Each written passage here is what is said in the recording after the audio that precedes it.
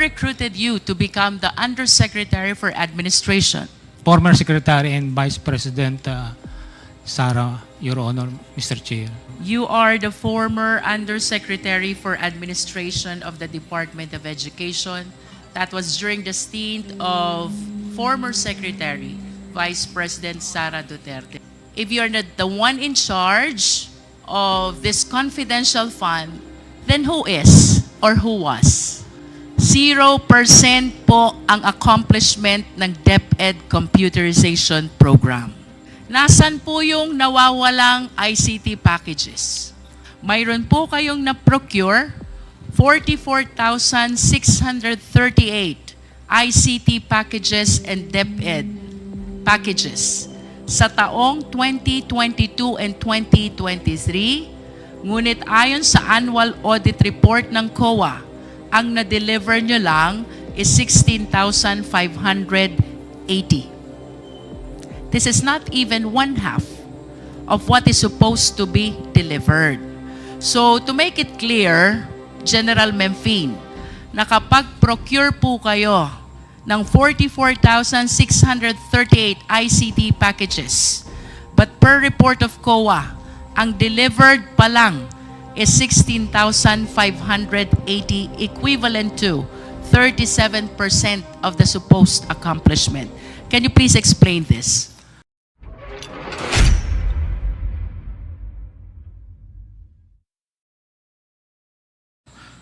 Next to interpolate, Congressman Luistro. Thank you, Mr. Chair. My questions are for Major General Nolasco A. Mempin. Good afternoon, sir. Good afternoon, ma'am. Your Honor. You are the former Undersecretary for Administration of the Department of Education. That was during the stint of former Secretary, Vice President Sara Duterte. Do you confirm? Major General. Former Major General Nolasco. Nolasco, you're recognized by the Mempin. chair. Mr. Chair. Mr. Chair? Please answer the question of Congresswoman Luistro. Yes, Your Honor. So you confirm having been appointed as Undersecretary for Administration of Deped. That was during the time of former Secretary, Vice President Sara Duterte. Let us go back to your career in the AFP, General Mempin. Yes, Mr. Chair. Back in 2017, nasan po ba kayo, General Mempin? In 2017, ma'am, initially I was assigned in 10th Infantry Division as the Chief of the Governance and Strategy Management Office, effective January 2017. Then by August of the same year, I was designated as the commander of Task Force Davao in Davao City, Mr. Chair. So the first appointment in 2017 was at the 10th Infantry Division. Correct, Your Honor. Pag sinabi po ba natin, General Mempin, 10th Infantry Division, what areas are covered? The 10th Infantry Aguila Division covers whole of Region 11 and part of Region 12, part of Region 10, and part of Region 13, Caraga, Your Honor. And can you please cite some of the big provinces which are under these regions, General Mempin? Mr. Chair, Your Honor, for Region 11, it covers Davao City, Davao del Norte, Davao del Sur, Davao Occidental, and Davao Oriental. It also includes parts of Bukidnon, but greater part of Bukidnon is under 4th Infantry Division and part of North Cotabato, ma'am. And for Region 12, General Mempin? Region 12 is a part of Cotabato, ma'am. And Region 13? Region 13 is part of Agusan Sur and a part of Surigao del Sur, ma'am. Can you please be specific about the inclusive period when you were the commander of the 10th Infantry Division, which covers regions 11, 12, and 13? I was designated as commander of the 10th Infantry Division in February of 2022 until my retirement in January 28, 2023, ma'am. Your Honor and Earlier, Mr. Chair. you mentioned about 2017, and you were likewise at the 10th Infantry Division. What specific assignment do you have during that time? From 2017, ma'am, I was assigned as the commander of Task Force Davao, in charge of covering, actually it only covers the downtown Davao, in charge of the anti-terrorism unit of the armed forces because of the series of bombing. Because Task Force Davao was established in 2003. Then after that, in 2019, I was, after my stint at the Task Force Davao, I was designated as the commander of the 1003rd Infantry Brigade, covering parts of Davao region, specifically Davao del Norte, parts of Davao Oriental, parts of the northern or the mountainous area of Davao City, and then some parts of Bukidnon and some parts of North Cotabato, ma'am. So, would it be correct to say 2017, General Mempin, you were heading the Task Force Davao, primarily in charge with Davao City and the major parts of the Davao region. Do you confirm that? Ma'am, for clarification, Mr. Chair, during my stint as Task Force Davao, it only covers the downtown because Davao City is divided into 3 areas. It has the downtown, midtown, and the uptown. The midtown is the downtown is the central district. Then midtown and uptown are those areas. So which part are you in charge with? For 2017, ma'am, 2017 until Midtown? 2019 in Uptown or downtown? Downtown during task You force. are in charge of downtown in 2017 Until as the head of Task Force Force. Davao. Correct, ma'am. And then Your Honor. sometime in 2019, you became in charge of the 10th Infantry Brigade covering most parts of the Davao region. Not yet, ma'am. 2019, I was designated as the brigade commander. Brigade commander is under the 10th Infantry Division still, covering Davao, some parts of Davao region, specifically Davao del Norte, Davao Oriental, and not Davao Oriental, Davao del Norte. Yes, part of General, Davao you have City. stated that Yes, ma'am. already. And then for 2022, this is the time that you were in charge of the 10th Infantry Division covering the regions 11, 12, and 13. That's correct, Your Honor, Mr. Chair.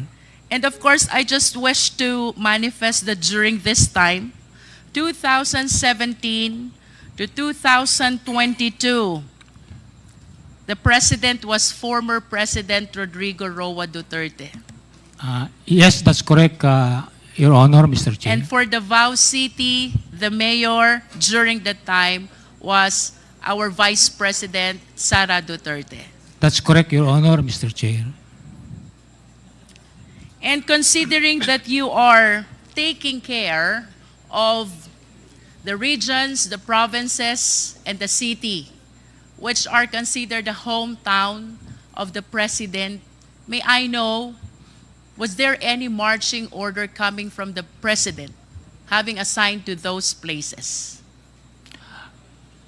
Actually, because as member of the armed forces, our main objective is to ensure to protect the people and secure the territory for our sovereignty. So basically for the Army or the 10th Infantry Aguila Division, our focus is on insurgency problem. While in Davao City, during my stint as Task Force Davao Commander, is for the extreme terrorism, like bombing of the extreme With all due terrorists. respect, General Mempin, I hope you will be responsive to the question because Davao, of course, is the place of the former president. So this representation is interested whether in your assignment in 2017, 2019, and 2022, all pertaining to Davao region, mayroon po bang specific na marching order ang presidente, considering that these places are his home places? I have not received any specific instructions, but Thank you, General Mempin. I think you have answered the question already. Thank you, Your Honor, How Mr. about Chair. any marching order from the Vice President during your stint as Task Force Davao head? The only instruction that I received during our assumption or during my assumption as Task Force Davao Commander is to have zero bombing incident, because he said if there's a bombing incident in Davao City, then you failed your mission as Commander of Task Force Davao. So zero bombing, that's the specific instructions of former Mayor Sara Duterte. I wish to remind you of the article which was published in Sunstar. Ang sabi po ng ating Vice Presidente noon ay City Mayor, kayo po ang head ng Task Force Davao. Don't sleep, don't breathe, don't embarrass me. Do you confirm that? That's correct. I still have the newspaper on that, ma'am. Now, please enlighten us, walk us through. During the time that you were assigned in Davao City and the rest of the other areas of Davao region, how will you describe the peace and order situation in Davao? In Davao City, ma'am, actually, when I first arrived, because I was also assigned in Davao region for a short stint in 2008, the first thing that I noticed in Davao... With all due respect, Mr. Chair, let us remind our resource speaker to be responsive to the question. We are asking General Mempin about the status of Davao with respect to the peace and order situation during your time as the head of Task Force Davao. I think that is 2017 until 2019. For the Davao, downtown Davao, ma'am, it is very peaceful, but still the threat of terrorism is there. So the existence of Task Force Davao is still In the scale needed. of 1 to 10, 1 being the lowest and 10 being the highest, how peaceful is Davao?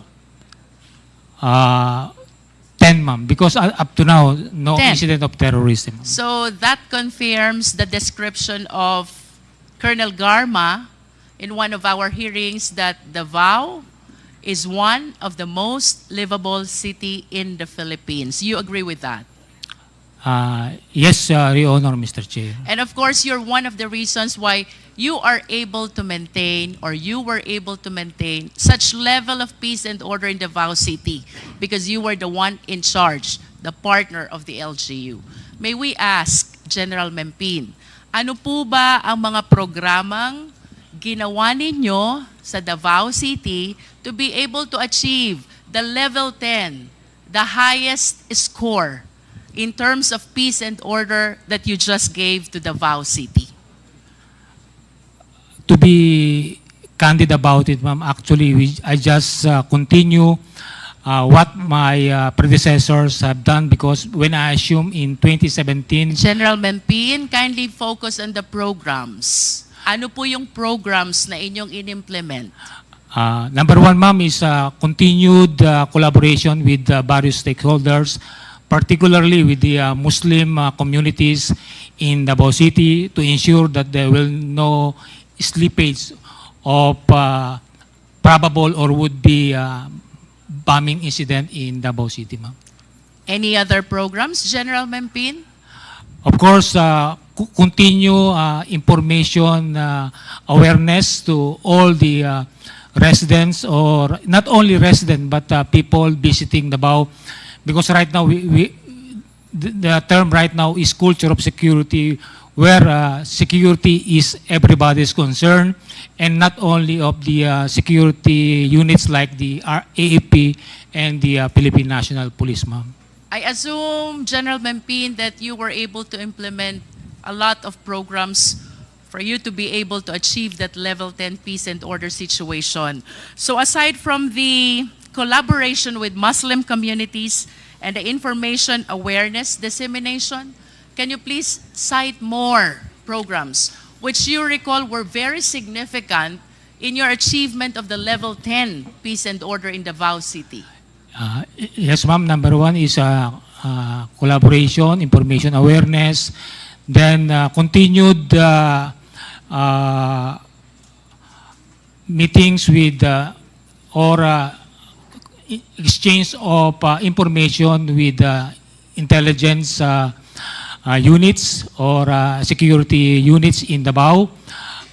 Continued collaboration with the business sector, because they are the one who needs to be convinced that Davao is safe for the investment to stay in Davao or increase of it. Then, of course, you continued presence, because actually the word do not sleep. We continue patrols in Davao City, mobile, fixed checkpoint in Davao Airport, and even business establishment when there are major engagement. Task Force Davao is always present. And of course, we continue to make our personnel professional, because whatever programs you have, if the people, meaning our soldiers, is not professional in handling, like for example, we always conduct checkpoint operations, and we always ask indulgence of the inconvenience that we have caused to the passenger and into the drivers entering Davao City. So that's all part of our programs to ensure that everybody is cooperating to ensure that no bombing incident will occur in Davao City. I wish to make a recap of what you said, General Mempin. You mentioned collaboration with Muslim communities, information, awareness, and dissemination to all residents, meetings with other intelligence units, collaboration with business and other sectors, presence of patrols, and presence with all other professionals to make sure that no bombing incident will happen in Davao City. You confirm that? That's correct, Your Honor. And these Mr. are Chair. the reasons why you were able to achieve the level 10, the highest score for the peace and order situation in Davao City. You confirm? Yes, Your Honor, Mr. Chair. And I must say, Mr. Chair, General Mempin, na ito rin ang dahilan why I wish to conclude pinagtiwalaan ka ng noon ay City Mayor and now our Vice President, Sara Duterte. Yes, Your Honor. Level 10 score is something that I am sure you will be able to gain the trust and confidence of whoever is the local chief executive of the area to which you are assigned. You agree with me? Yes, Your Honor, Mr. Let's Chair. move forward, General Mempin. Kailan po kayo nag-retire sa AFP? I retired last January 28, 2023, Your Honor. January 28, 2023. And I understand you entered the Department of Education during the time of VP Sara Duterte. You confirm that?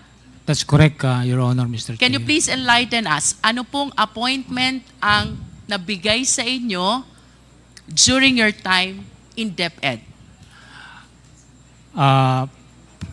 First, ma'am, I was appointed as or recruited as consultant of Department of Education from April. Can you please expound? Consultant on what matter? I was a highly technical consultant because I came from the armed forces, and our former secretary and vice president consider me as an asset in collaboration or engaging the security sector. And you believe, General Mempin, that it was your career in the AFP, which was considered by then Secretary of DepEd why you were hired as the highly technical consultant. That's correct, Your Honor. If you Mr. can Chair. still recall, General Mempin, ano po ba ang trabaho ng isang highly technical consultant as you were made to understand during that stint in the Department of Education? When you become a highly consultant, meaning the unit or the agency could not have it on its own personnel. That's why they could engage or hire the services of a consultant, ma'am. For the information of the Filipino people, General Mempin, please allow me to share the functions which were under your position as highly technical consultant. 1, provide high-level policy advice on topics agenda that are confidential in nature. 2, provide guidance, technical oversight, and expert advice to DepEd in the development of various programs in all levels of governance on safety and security. 3, engage and collaborate with other departments and security-related services. 4, submit monthly status to OSEC. And 5, perform other duties related thereto. Would you agree with me, General Mempin, that as highly technical consultant, your mandate is to make sure that the need to promote and ensure safety and security is well addressed? That's correct, Your Honor, Mr. Chair. You confirm that. Yes. And having confirmed that, tama po bang isipin, you are the one in charge also of the confidential funds of the Department of Education?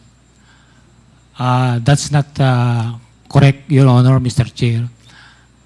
Then, General Mempin, if you're not the one in charge of this confidential fund, then who is or who was? I was not aware of, because I only more on, because after April, May, when USEC for administration is open, I was again asked if I could, but I'm not part of the utilization or how the confidential fund. But you is, agree with me, General Mempin, lahat ng trabaho na ibinigay sa inyo, hindi nyo ito kayang isagawa without the necessary funding. And the funding that is allowed for these purposes is, of course, the confidential fund. Do you agree with me? That's correct, Your Honor, Mr. Chair, but I have not received any instructions and also funds, for that matter, on in the performance or in the accomplishment of task given or mandate to me as the consultant, Your In Honor. other words, General Mempin, while your job description as highly technical consultant pertains to safety and security, you have no access to confidential fund and you did not give any instruction from the head of the agency. That is your statement. Do you confirm that? Yes, Your Honor. I am not part of Thank the you. utilization. Let us move of confidential. forward, General Mempin. Kanina may na-mention po kayo After some time, you were appointed as the USEC for Administration. Did you apply for this position? No, ma'am. I was recruited by the former Secretary and Vice President. Balikan ko po yung highly technical consultant. Of course, you expressed your desire because a notice of award was given to you to be the highly technical consultant. Aside from you, General Mempin, meron pa po bang iba na nag-express ng desire to be engaged as the highly technical consultant? I'm not particularly aware of other consultant that express their willingness, but I do believe there are other consultant that the Office of the Secretary has tapped. I understand. How about with respect to your appointment as USEC for Administration? You said you were chosen. You confirm that? I was recruited, yes, ma'am. You were recruited. Who recruited you to become the Undersecretary for Administration? The former Secretary and Vice President Sara, Your Honor, Mr. Chair. And would you know why? Bakit ikaw ang napusuan na bigyan at pagkalooban nitong pagiging Undersecretary for Administration ng Department of Education? As to the reason, the actual reason behind it, I was not aware, but I can surmise the trust and confidence that she has on me. That is maybe correct. the reason, ma'am. The trust and confidence that you were able to establish as head of Task Force Davao in 2017 and being the one in charge of the 10th Infantry Division in Regions 11, 12, and 13 were very significant, not only in your engagement as highly technical consultant, but in your appointment as well as Undersecretary for Administration of Deped. We agree on that, General Mempin. Yes, Your Honor, Mr. Chair. As a matter of fact, to illustrate how the former secretary trusted you, may I ask, are you aware of Department Order number 78, General Mempin? Yes, ma'am. What is Department Order number 78? It's about the procurement, ma'am. With all due respect, dito po sa Department number 78, ibinibigay po ang mandato na pamunuan ang Department Computerization Program sa Program Director. You confirm this? Yes, I stand corrected, ma'am. It's about, In other DOC. words, since 2010, General Mempin, ang Department Computerization Program ay pinamumunuan ng Program Director. Ito po ang nakasaad sa Department Order number 78. But because the former secretary trusted you so much on this position of being the Undersecretary for Administration, the DepEd issued DO number 16, series of 2023. Would you like to enlighten us kung ano po itong DO 16, series of 2023? Actually, it's the revision of the Department Order 78, ma'am, Series 2010. It's actually revising the compositions of those for the procurement. To be specific, General Mempin, with all due respect, ano ho ang pinaka-significant na naging pagbabago in terms of the DepEd Computerization Program from DO 78 to DO 16? It's not only the director who decides for the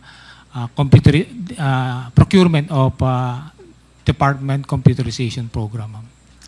For the information of the committee, General Mempin, it is clear that from DO number 16, the management of the department's computerization program was transferred from the program director to the Undersecretary for Administration, and that is you, General Mempin.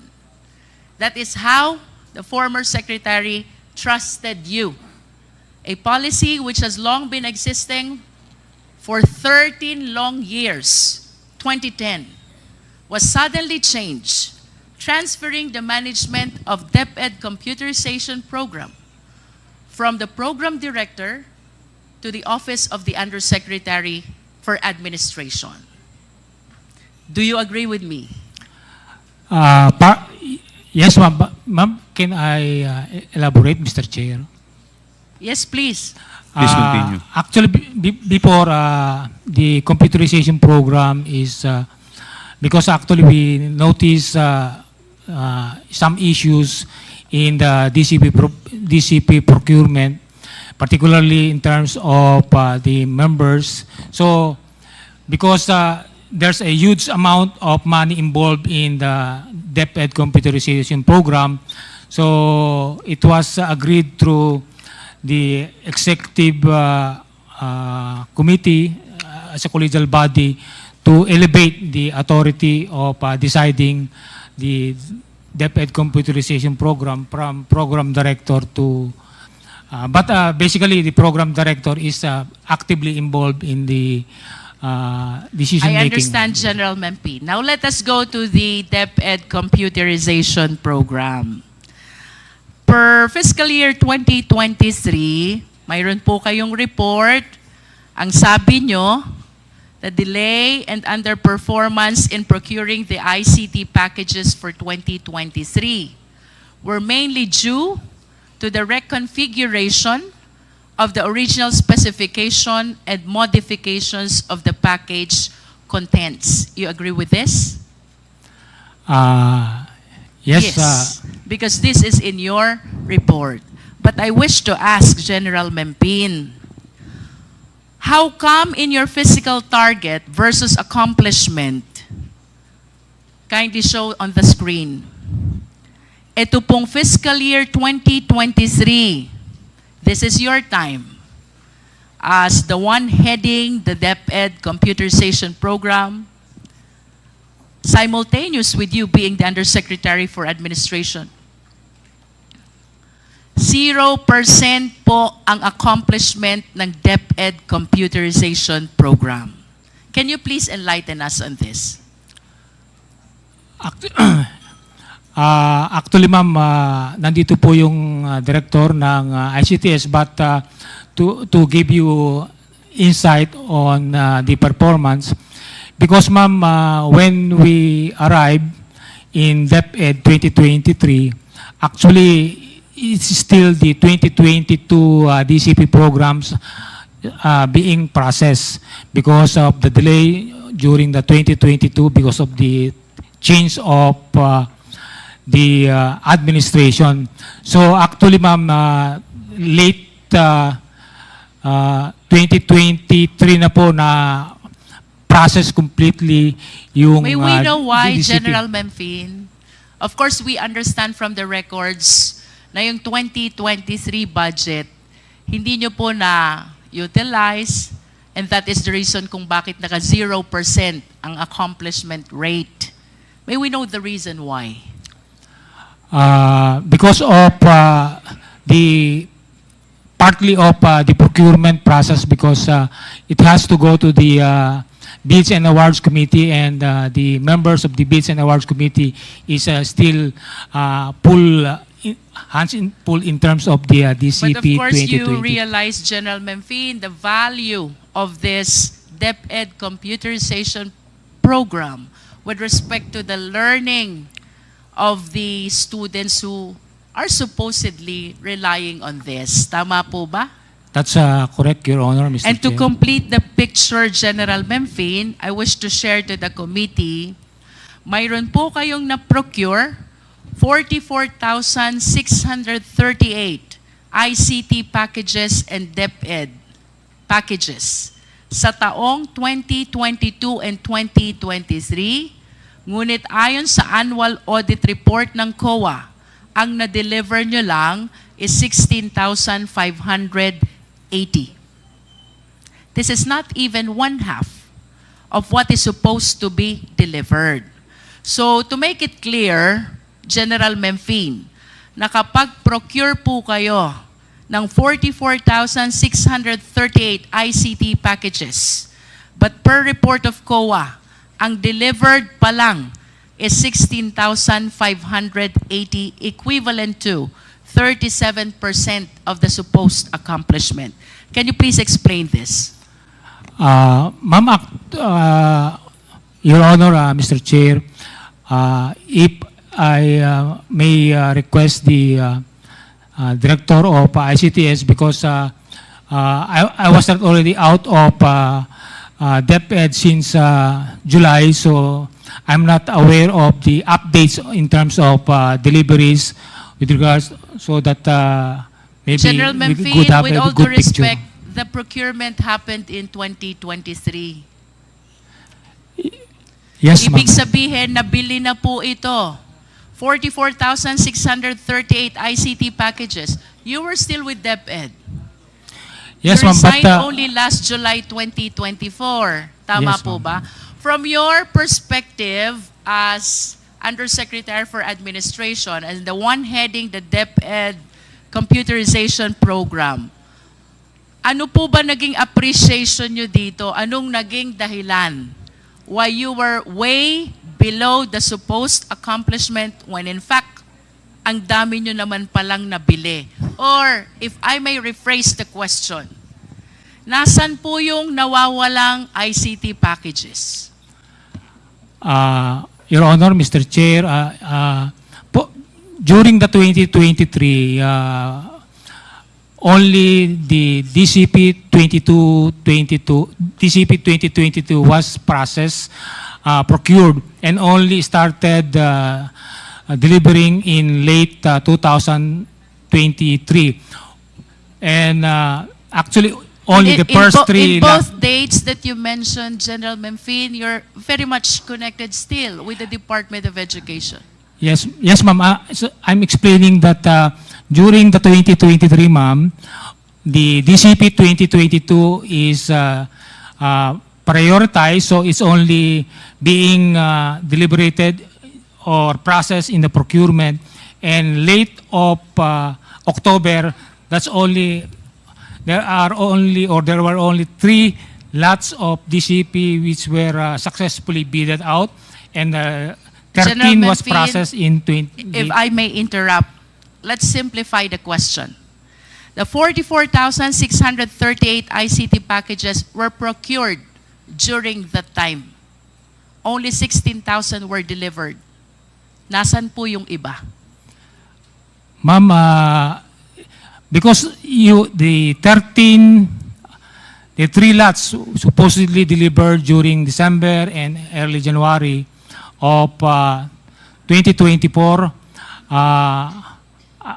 were subject to request for extension of some of the supplier, which we were not Mr. Chair, convinced. I lament that General Mempin could not give a clear and complete account of this 44,638. And I still have a lot of questions to raise. So may I just request General Mempin to please submit a written accounting of this 44,638 ICT packages with respect to their current whereabouts. Simple lang po ang question, General Mempin. Nasaan yung 44,000 minus 16,000 na ICT packages? Moving forward, Mr. Chair. General Mempin, I wish to raise questions about the Deped confidential funds. There is such an AOM number 2024-15. This is dated February 1, 2024. Out of the 150 million confidential funds that were given to DepEd, only 3 quarters were utilized. That is equivalent to 112.5 million. Are you aware of this, General Mempin?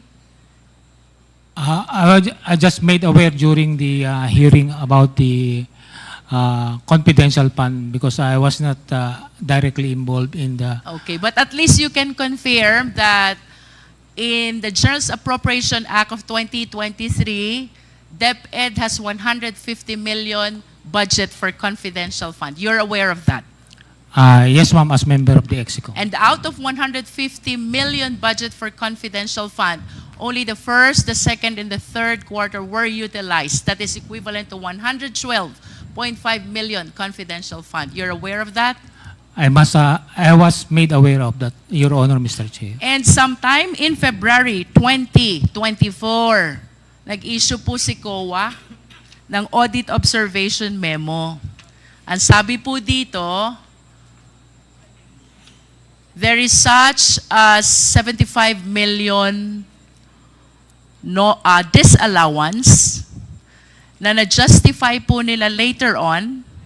And out of this 75 million, however, mayroong 15.54 million pertaining to rewards to informers na hindi pa rin po na-clear because of lack of the necessary supporting documents. Can you please enlighten us on this? Your Honor, Mr. Chair, I was not part of how the confidential fund is being utilized, so I was not aware of the discrepancy, Your Honor, Mr. Chair. I understand. Nevertheless, General Mempin, having spent a long years of career in the military, of course you are aware about what confidential fund is. Yes, Your Honor, Mr. Chair. Can you please enlighten us? What do you understand about confidential fund? Confidential funds are funds allocated for the certain units or organizations for its security, maybe, and other in the furtherance of its mandate, particularly those who cannot be gathered through the regular means of acquiring, for example, information. And how will you differentiate confidential fund from intelligence fund? Your Honor, Mr. Chair, in my opinion, intelligence fund are specifically have program being, although it's not being elaborated, but it has go to the programs of organization, for example, the law enforcement unit, the armed forces, and even the LGUs. While confidential fund has more on flexibility, but as we discussed, there is certain protocol SOPs being followed under the JMC 2015-01, ma'am. To recap what you said, General Mempin, and please agree with me if I am correct, no? Both have a purpose of addressing the safety and security of the nation. Tama po ba? Yes, Your Honor. However, confidential fund is given to civilian offices. Tama? Yes, Your Honor. While intelligence fund is given to military offices. Tama po ba? Military and other law enforcement Yes. units, ma'am. In other words, they have the same purpose, confidential and intelligence fund. That is to take care of the national safety and security. However, magkaibang opisina ang gumagamit. Kapag confidential fund, it is given to civilian offices, at kapag intelligence fund, military, and like what you said, law enforcement offices. Tama, General Mempin? Yes, Your Honor, Mr. Chair. But we have to share also that under Republic Act 7160, the Local Government Code, the LGUs are given confidential fund as well. They're authorized to have and utilize confidential fund. You must be aware of this because for the longest period of time, nandun po kayo sa Davao, and I understand like any other LGUs, nag-utilize din sila ng kanilang confidential fund. You agree with me? I don't have the exact information, but I do believe they have they are using confidential funds in furtherance of their mandate in respective LGUs, ma'am. Remind lang po natin, Mr. Chair, because this was flashed already in the previous hearings. Ito po yung, should I say, escalation of confidential fund of the City of Davao starting from 2016, 144 million. 2017, you were already the head of the Task Force Davao, 294 million. And then 2010, nandun na po kayo sa 10th Infantry Division. They have 420 million confidential fund in Davao City. And then that's 2018. And then 2019 to 2022, consistent na 460 million confidential fund. Napakalaki po nito, General Mempin. Puntahan ko po yung 2017, 294 million. You were the head of Task Force Davao. Pwede po bang malaman how you appreciate the utilization of the 294 million confidential fund? Again, ma'am, in my to be candid about it, Your Honor, Mr. Chair, I was not aware of how the confidential fund is being utilized or implemented.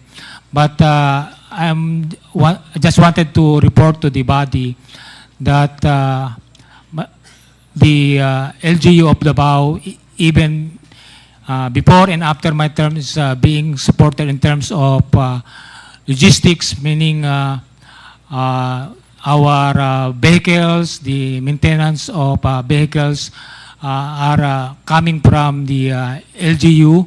And if there are major activities like gathering, like Kadayawan, Araw ng Davao, all the security elements involved in the securing Davao City and its major events, the LGU is providing support in terms of meals and logistics, meaning fuel to our vehicles, ma'am. In other words, General Mempin, all the activities that you raised earlier, collaboration with the Muslim communities, information dissemination, meetings with other intelligence units, collaboration with different sectors, presence of patrols, and coordination with other professionals. These are the activities which were supported by that 294 million in 2017. I have no idea, but because aside from Task Force Davao, there are also members of the Joint Task Force Haribon. At least, those activities were part of the expenditures of the 294 million in 2017. Do you agree? I believe so, ma'am, but I'm not 100% sure. Thank you. Now let us go to AOM 2024-15. Ito po yung na-mention ko kanina, General Mempin, na mayroong disallowance na 75 million. Out of 75 million, the basis of the disallowance of 15.54 million is the lack of supporting documents for payment of rewards. Reward to informers. And in response to the AOM, nakatanggap po ang COA ng certification galing sa 4 na AFP officers. 1 is Colonel Moransing, 2 is Lieutenant Colonel Sangdaan, 3 is Colonel Panopio, and 4 is Major General Bahaw. Mayroon pong pinapa-explain ang COA na 15 million. This is about payment of reward to informers, and then in response, nag-submit po ang Deped ng 4 na certification. General Mempin, can you please enlighten us? What are these certifications all about? Your Honor, Mr. Chair, the certification that I was asked to coordinate with commanders in the area with regards to the conduct of the Youth Leadership Summit are present here.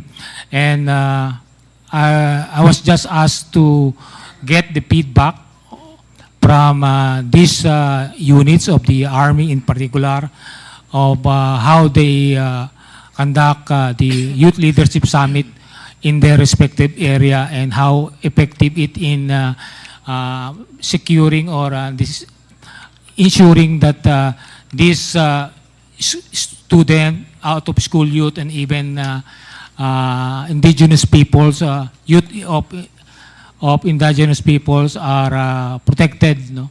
Because that's one of the trust of also of Department of Education, that our youth be able to be a productive citizens of our country. Thank you. Now let us go to Colonel Boransing. Colonel Boransing, there is a certification here signed by you, I suppose. This is dated January 1, 2024. You are certifying about the 8 activities for the Youth Leadership Summit with 531 participants, as well as information education campaign with 53 activities and 9,428 participants. Do you confirm this? Colonel Boransing, you are recognized. Thank you, Mr. Chair. I confirm that, Mr. Chair. I observe that the certification is addressed to whom it may concern. And then at the end of the body, it says, for the commander. Kanino ho ba talaga naka-address itong certification na ito, Colonel? If I may, Mr. Chair, I'd like to explain about the certification. Please continue, Yes, Colonel this, Boransing. Our job, the First Infantry Division covers the whole of Zamboanga Peninsula and both Lanao provinces, Mr. Chair, with all due respect, Colonel, Yes, I have a limited time, so kindly give a responsive answer to the questions that are being raised. Ang tanong ko po, Colonel, kanino ho ba naka-address itong certification? Sa taas po, to whom it may concern. Sa baba, for the commander. Yes, Mr. Chair, this was asked by the Deped, and this is our standard format for May all. we know who in particular in DepEd asked for this certification? USEC Mempin. USEC Mempin. Yes, Mr. Chair. And that is the standard certification because of our multi-stakeholder activities on the ground. A lot of other agencies ask for certifications. Like for instance, during the Youth Leadership Summits, we get a lot of lecturers from other agencies and they ask certifications. So this is our standard certifications we issued to all agencies who ask for it. So- Colonel, you mentioned about the Youth Leadership Summit. Yes, Can you Mr. please name some of your resource speakers during these times? Yes, Mr. Chair. First of all, we have on criminality, we have resource persons from the Philippine National Police. Can you please name names? Yes, we usually have the Chief of Police of the municipality. Please be specific, Colonel. Okay, ma'am. So the ones that conducted the Youth Leadership Summit, ma'am, are line units, infantry battalions under us. So we Kindly have, give names, please. yes, the Chief of Police. For example, Mr. Chair, if I may, the Youth Leadership Summit, August 7 to 9 August 2023, conducted in Barangay Poblacion, Madaya, Maging Lanao del Sur. Mr. Chair, there are 8 Youth Leadership Summit, so at the very least, I'm expecting 8 names who were the resource speakers during that time. Yes, ma'am. If I may continue to read it, ma'am, it's in the report. Kindly limit the answer, Please Colonel, continue, to the Colonel. question. So Boransing. we have the municipal mayor of Masio, Lanao del Sur. We have also, Do you have the date also? Can you please cite the date also? yes, ma'am. As I earlier said, Date of YLS and then the resource speaker. yes, ma'am. As I earlier said, this one is August 7 to 9, 2023. The venue was in Maging, Lanao del Sur. So we have Staff Sergeant Bacquiao, Lieutenant Colonel Miondas. We have Private De La Rosa, Lieutenant Colonel So how Siak. many resource speakers do you have for every youth leadership summit? It depends on the commanders. For instance, in local terrorist groups, where in Lanao, it can range anywhere from 5 to 10. Is that the first, the one dated August? That's your first YSL? YLS. YLS. For 2023, the first one was in May. It was in Zamboanga del Sur province. 2023, the first one was May. Yes. And then? Then we have the second one is 16 June 2023. This was in Lanao del Sur, the municipality of Bubong. And then the third? We have July 26 for the 44th Infantry Battalion in Cabasalan, Zamboanga, Sibugay Province, Mr. Chair. Then we fifth? have July 29 in the Digkilaan National High School, Iligan City. Sixth? Then on September 29, we have in Barangay Pugan, Concepcion, Misamis Occidental. Then December 12, we had in Barangay D1, Dipolog City, Zamboanga del Norte. And as I earlier mentioned, another one in Zamboanga del Sur, this time in Binunyag municipality, ma'am. So those are 8 that were conducted in the various areas. Mr. Chair, with the manifestation of Colonel Boransing, I respectfully move that we issue subpoena duces tecum to the head of the schools. Are they schools? No, ma'am. Not all of them are schools. One is Digkalaan. So what are they if they are not schools? Like for instance, the first one last May was conducted in a barangay, in a sitio, ma'am. So we Mr. just Chair, I am moving for the issuance of subpoena duces tecum either to head of the school or barangay, which became the recipient of the Youth Leadership Summit Yes, conducted by Colonel Boransing. Yes, ma'am. Now let's go to... There's a motion by Honorable Congressman Luistro to issue a subpoena duces tecum to the head of school or barangay, Second, Mr. Chair. subject to the YLS.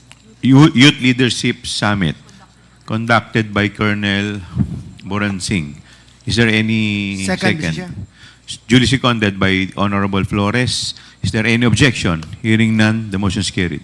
May we request as well, Mr. Chair, that the documents in the possession of Colonel Boransing, which I believe pertains to the Youth Leadership Summit, be submitted to the committee?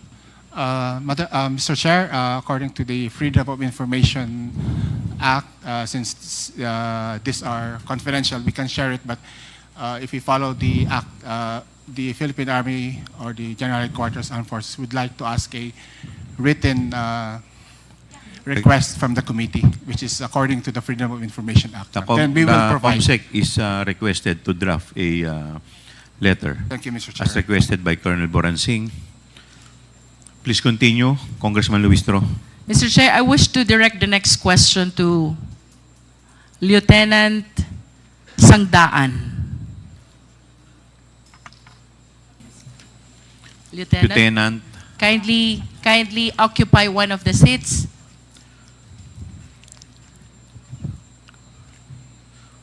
Have you taken your oath, Lieutenant? Yes, Mr. Chair. Thank you.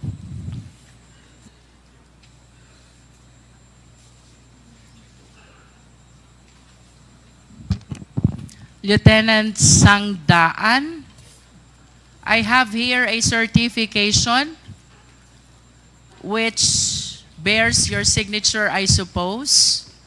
This is about the 22 activities for the Youth Leadership Summit and 49 activities for the Information Education Campaign. This was held in the provinces of Ilocos Norte and Ilocos Sur, as well as La Union. Do you confirm this certification? Yes, Mr. Chair, Your Honor. And the certification, similar to the one issued by Colonel Buransing, is addressed to whom it may concern on the upper part and then on the lower part for the commander. For the record, Lieutenant Colonel Sangdaan, kanino niyo Yes. po ba talaga ina-address itong certification? Lieutenant Yes, ma'am, Sandaan, to please. the Deped, ma'am. And can you be particular? Sino po sa DepEd? Ma'am, can I just give the background, ma'am? That was the instruction of my commander, and according to my commander, it was Major General Mempin who Okay, requested. you it. answered the question already. Yes, ma'am. And similar to the questions which I raised to Colonel Buransing, do Yes, you ma'am. have also some documents with you which Ma- can provide details about the recipient of this 22 Youth Leadership Summit? Ma'am, right now, ma'am, I don't have the documents because I am no longer with the 5th Infantry Division, ma'am. I'm already reassigned to GHQ. But Li- I assure you, ma'am, that You can there are produce. documents. You in can the 5th produce. Infantry. Yes, ma'am. Okay. May I just state for the record, Mr. Chair, that Lieutenant Colonel Sangdaan manifested his commitment to submit the document about the 22 activities for Youth Leadership Summit. Yes, ma'am. Just like what Colonel Buransing have said a while ago, ma'am. I think it's much better for the Yes, we Secretary. will. Yes, We will, ma'am. Lieutenant Colonel. Yes, What is important, The manifestation Lieutenant of Colonel? Colonel Sangdahan for the committee to write a letter. Yun po ba yung gusto ninyo? Yes, ma'am. Yes, Okay. sir. Yes, sir. Yes, The Mr. Chair. COMSEC is directed to please write a letter requesting for the documents as requested by Congresswoman Luistro. Noted, Please, Your Honor. please continue, Congresswoman Luistro. But at least, Lieutenant Colonel Sangdaan, can you name some of those 22 activities? Yung naaalala nyo lang po, because this is quite a lot compared to the one which Colonel Buransing had. He had only 8. You had 22. Ma'am, actually, these YLS were conducted by the line units of the 5th Infantry Division, sir. Ma'am, just like the 5 Offers Brigade, the 5th CMO Battalion, and other infantry battalions in the area, ma'am. As to the specific of which, ma'am, hindi ko na ma-remember, ma'am. You mentioned which infantry division conducted this? 5th Infantry Division. Saan po ba kayo kasama? Sa 5th po ba? 5th Infantry Division, ma'am, as a staff of the 5th Infantry Division, ma'am. As one of the staff of the 5th Yes. Infantry Division. But I suppose that since you were the one who certified, you're supposed to have a personal knowledge of what happened. We base it on our records, ma'am, on our tabulated records. Do you intend to tell us, Lieutenant Colonel, that you were not the one who actually conducted this Youth Leadership Summit? Yes, ma'am. The line units, ma'am, were the one who conducted those activities. If it is not you, then who? The different battalions, ma'am. For example, ma'am, the 77th IB, the 5th CMO Battalion, the Bakit po kayo ang nag-issue ng certification? we have the tabulated data, ma'am. Yes, I understand. But for one to be able to issue a certification, dapat alam nyo. Dapat may knowledge kayo. Yes, ma'am. We As a have, matter of fact, this is an inquiry in aid of legislation. You were sworn in before we started the hearing, and this will elevate the status of being a sworn certification already. yes, ma'am. Bakit po kayo nag-issue ng certification kung wala kayong personal knowledge? Nag-certify kayo, may 22 Youth Leadership Summit, tapos hindi nyo po ito personally nalalaman. Is that what you wanted to say? We have personal knowledge, ma'am, because we have it in our data, ma'am. That the different line units. You are aware of the data only, Oh, sir, that are but different. not of the occurrence. Magkaiba po yun. Ganon din, ma'am, sa occurrence, ma'am. You are That aware of the occurrence as well. Yes, ma'am, that it was really conducted. Okay, balikan po ulit natin yung question ko. Name some of the Youth Leadership Summit that you conducted, if you are aware of the occurrence. Just like in San Mariano, Isabela, ma'am, we have conducted the YLS there, Barangay po iyan, municipal, ma'am. municipal. Ang recipient po natin, sino? Sino pong audience nyo doon? Sino pong participants? The youth from the municipality of San Mariano, there were participants from the students in San Mariano, and even out of school youth. Okay. Any Yes, ma'am. other? Any other YLS that you can recall? As reported by line units, ma'am, also in Baguio City, You are basing your testimony, Lieutenant Colonel, on the report. Tama po ba? Yes, That's what ma'am. you said. yes, ma'am. And this will only mean that you are not aware of the occurrence.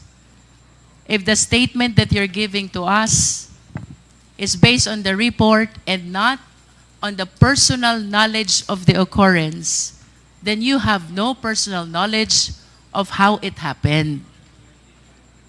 I'm aware, ma'am, that it You was are really aware of the conducted. data, you Yes, are ma'am. aware that it happened, but you were not personally there. Yes, yes, You ma'am. did not participate. Yes, ma'am. We only provided some speakers as requested by the concerned unit. How about this 22 that you mentioned in your certification? Ito ba na-attendan mo lahat? No, ma'am. Honestly, ma'am, no. Ilan out of 22 ang na-attendan mo, Lieutenant Colonel? I think only in San Mariano, ma'am. Only in San Mariano? Ma'am, can I give a background on... May I just make a manifestation? How can you validate an accomplishment report with a certification? The signatory has no personal knowledge of what happened. Lieutenant Colonel was able to attend only 1 out of 22 Youth Leadership Summit. And this is okay with COA? I'm sorry, but I do not understand. Colonel Buransing, if I may call you again, yun pong 8, ilan ang na-attendan nyo doon? Colonel Boransing.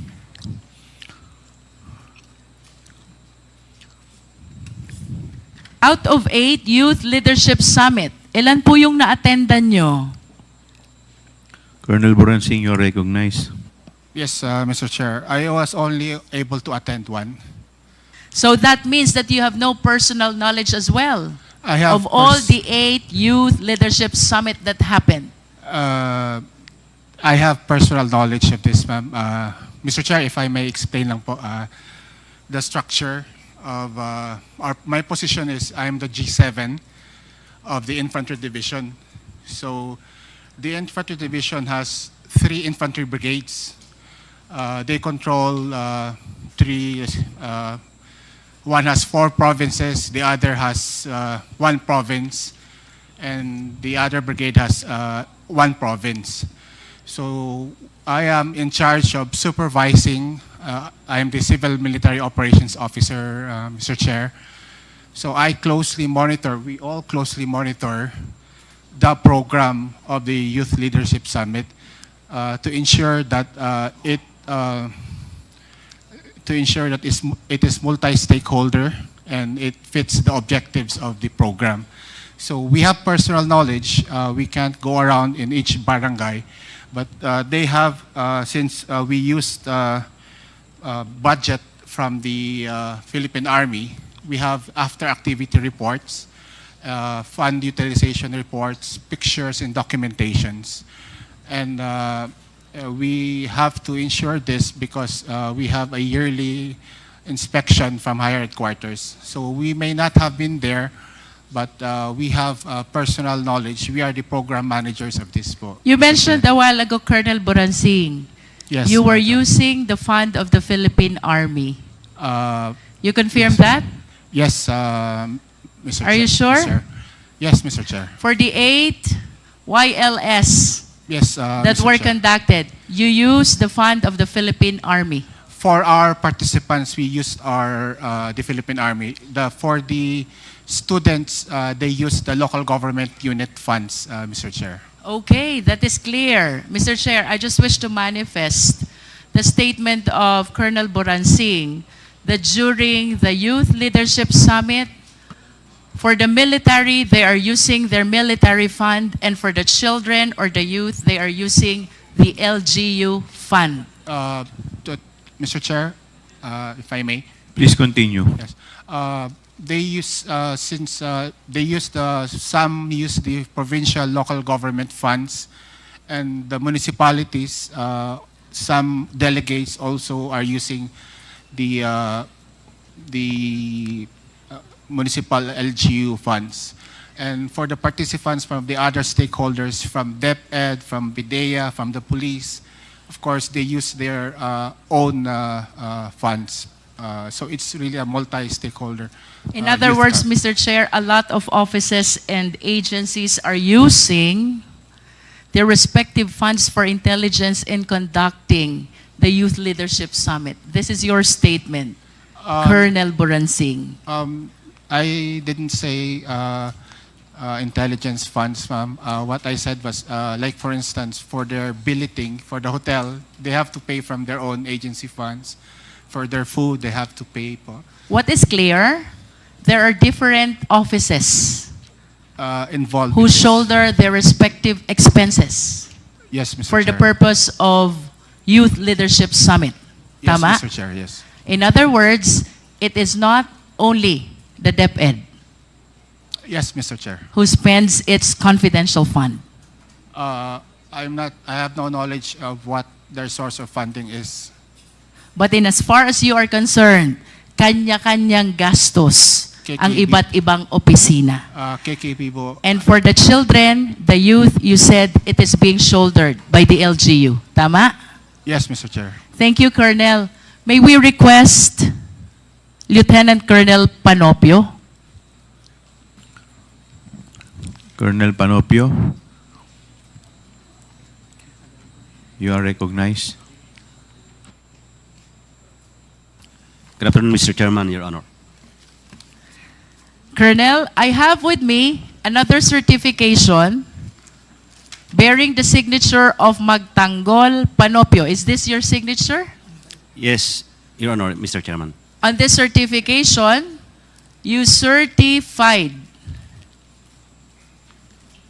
205 youth students from different schools. 3 youth leadership summits held in the provinces of Bulacan, Nueva Ecija, and Zambales. You confirm this? Yes, Mr. Chairman, Your Honor.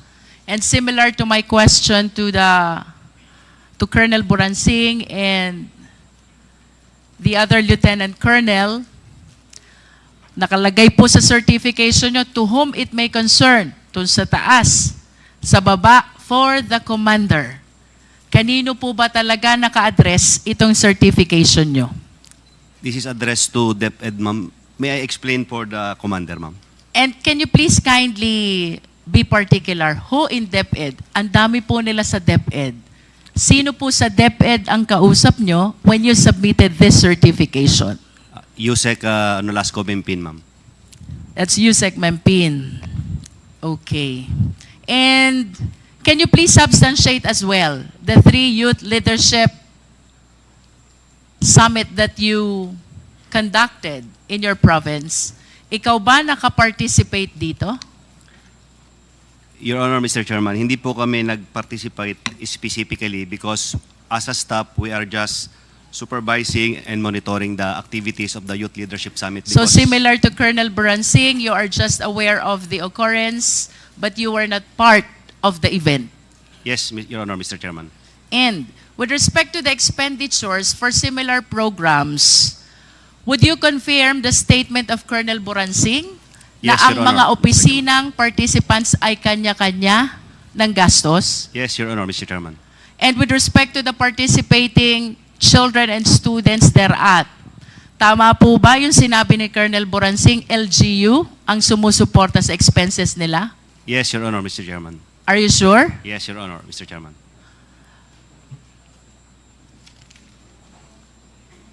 Can we recall Lieutenant Colonel Sangdaan? Yes, ma'am. Lieutenant Colonel, tanungin ko lang po yung pagdating sa expenditure. Do you confirm the statement of Colonel Buransing? Kanya-kanya ng gastos lahat ng opisina. Yes, ma'am. Oh, no, yes, ma'am. And with respect to the children and the youth, it is the LGU The who support the expenses. Yes, ma'am, through their POPs plan, ma'am. Thank you. Mr. Chair, I am done with Lieutenant Colonel Panopio. I wish to proceed to Major Dombrigue. Major Dombrigue. Major Dombriding, you are recognized. Have you taken your oath, Major? Nakapag-take na po kayo ng oath. Okay po.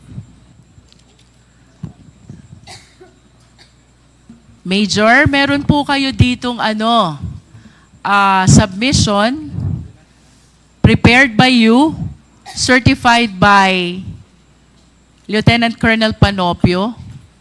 This is about the Joint 7th Infantry Division Deped Anti-Insurgency Campaign from January 1, 2023 to December 31, 2023. Do you confirm, Major, na ang sinertify niyo po dito ay 313 insurgency awareness and 166 posted social media products? Good afternoon po. Yes, ma'am, Mr. Chair.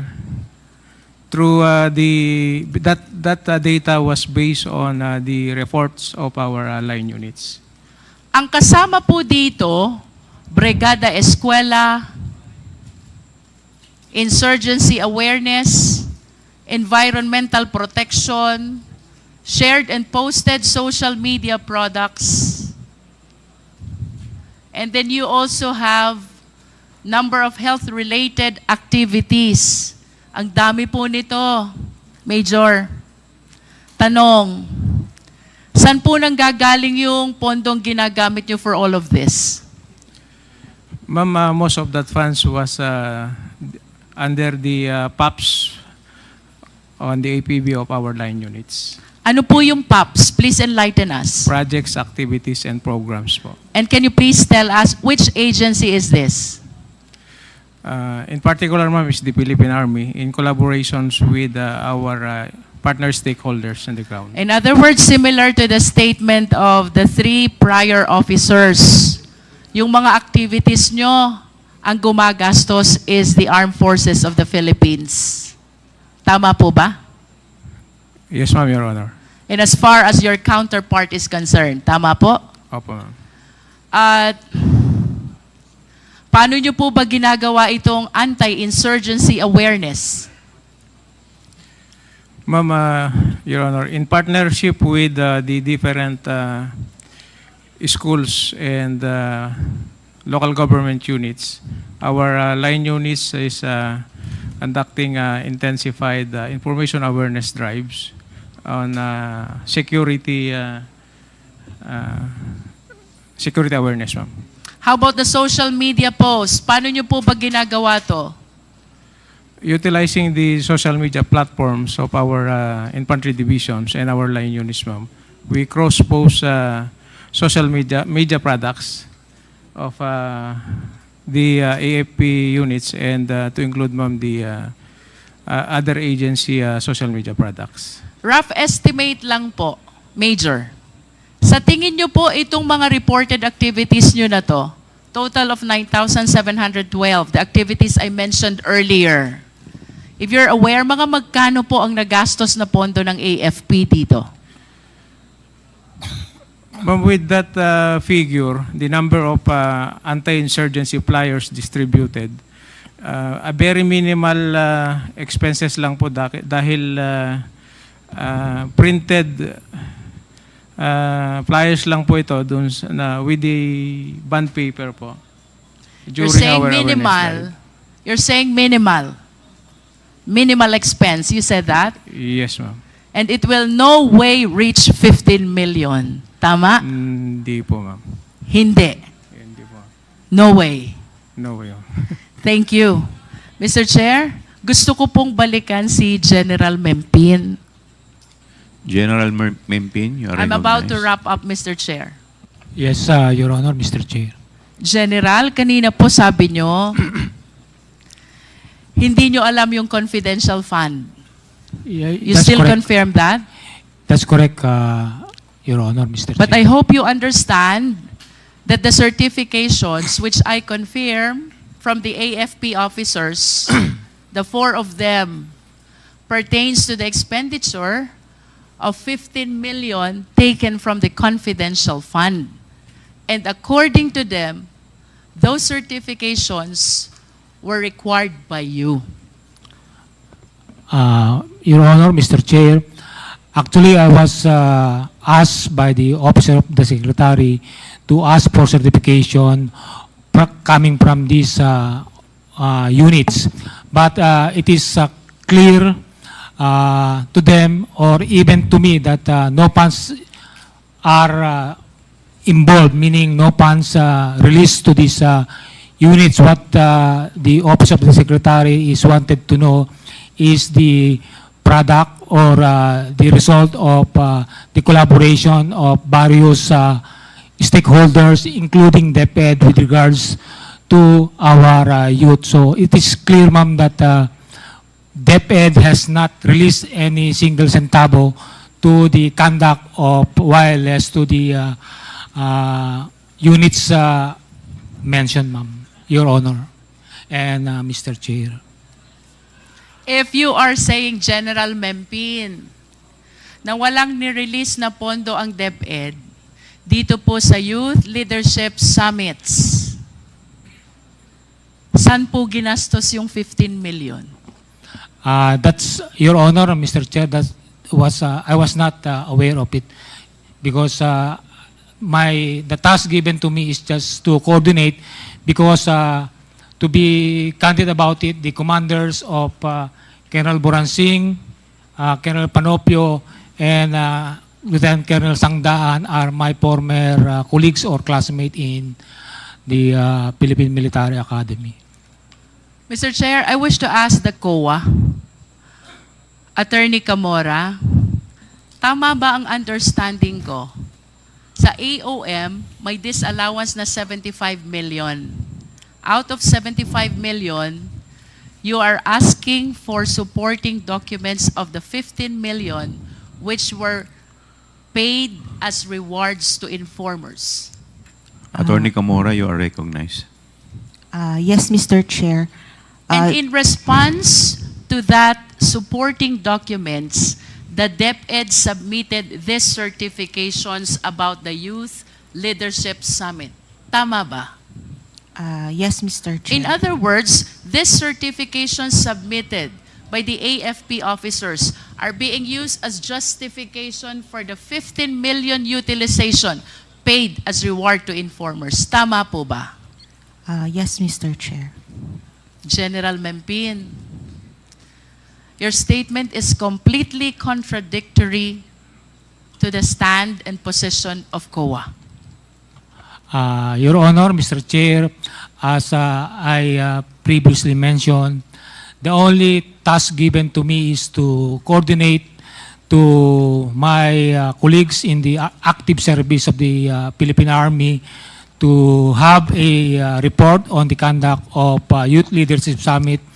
But as to the utilization or disbursement of 15 million payment to informers, I was not made aware of it, and I have no knowledge that this certification is for the payment of informers. Your Honor and Mr. Chair. General Mempin, I understand we also have Major General Bahao. You have a letter here, General Bahao. This is about the 9 Youth Leadership Summits. Kanino nyo po ito in-address? Good morning, ma'am. Good morning, Mr. Chair. May I be recognized? Major General Bahao, you are recognized. Thank you, Mr. Chair. Ma'am, I addressed the letter to Yusek Nolasco Mempin po, updating him of the YLS conducted in my division then.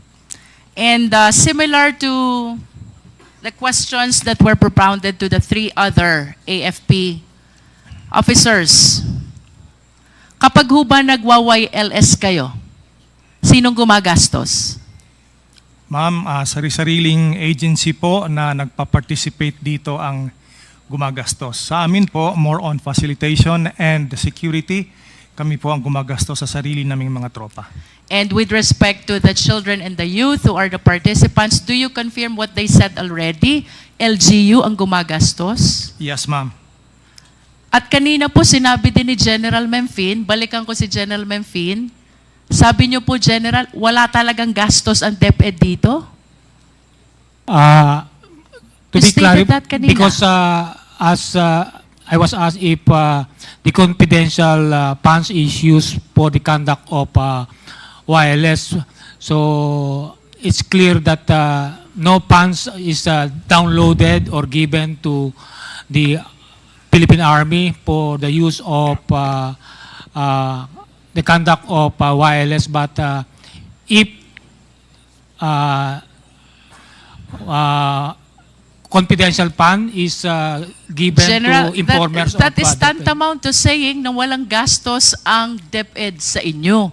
When you said that they did not or DepEd did not download any fund to the military. Tama? That's correct, Your So, Honor. and what you wanted to say, walang ginastos ang DepEd sa taga-military when it comes to the Youth Leadership Summit. Do you confirm that? That's I confirm that's correct, Your Honor, Mr. Chair. Mr. Chair, I am very much surprised, but let me wrap up and make this manifestation before I yield to the other members of the committee. While we believe that these certifications were submitted to justify the 15 million that were allegedly paid as reward to informers, now all the officers from the AFP, that includes General Mempin, the USEC for Administration, are stating that the DepEd did not utilize any of its confidential fund in support of the Youth Leadership Summit. These statements, Mr. Chair, are completely contradictory to what DepEd has made the COA believe in the submission of all these certifications. Mr. Chair, to proceed, let us all be reminded, ito pong confidential fund na ito, pera ng taong bayan. We all of us are accountable to the Filipino citizens. Public office is a public trust. We should be accountable to the people at all times. And I do not understand why these people who are supposed to explain the 15 million is totally unaware of the same, because they are saying that they never use the Deped fund and what they use is the fund of the AFP. While we understand, Mr. Chair, that confidential fund by its nature is not encouraged to be scrutinized, there is nothing under the law that prohibits the same as well. There are important observations, Mr. Chair. Number one, among all civilian agencies, Deped is one of the very few with confidential fund. Two, Deped had this confidential fund only in 2023 and never in prior time. Three, I hope we can show also that while the DND, which has a mandate to address the national security, has 37 million confidential fund only, the Department of National Defense has 37 million. The DepEd, which mandate does not include national security, has 150 million confidential fund. Mr. Chair, to continue, while the police, the AFP officers already denied this YLS, having been supported by DepEd, 15.54 million po ang amount that the DepEd is trying to justify in making use of the certifications that were submitted by the AFP. Number 5, Mr. Chair, prior to 2016, pag ang pinag-usapan po natin ay Youth Leadership Summit, it is the AFP who leads and they just coordinate with DepEd. But on the report that was given by COA, it seems to appear that the one leading the Youth Leadership Summit is the DepEd in coordination with AFP. Paligtad po ito. Number 6, Mr. Chair, I do not want to preempt any conclusion. However, Mr. Chair, General Mempin spent 2017 to 2023 of his AFP career in Davao City and Davao region. During this time, the former president is the president and our vice president is the mayor. During those time, Mr. Chair, Davao City, while it is authorized to have and to utilize confidential fund, I believe has one of the highest confidential fund among the LGUs in the entire country. I hope the Secretariat can produce the data. I wish to ask, Mr. Chair, ito bang lahat ng ito ay coincidences? Given this observation, let us all be reminded that the leeway that is being given to confidential fund is to be able to address a very important concern, and that is national security of the country. No more, no less. The procurement and the liquidation were made liberal in recognition of the significance of the purpose of the confidential fund.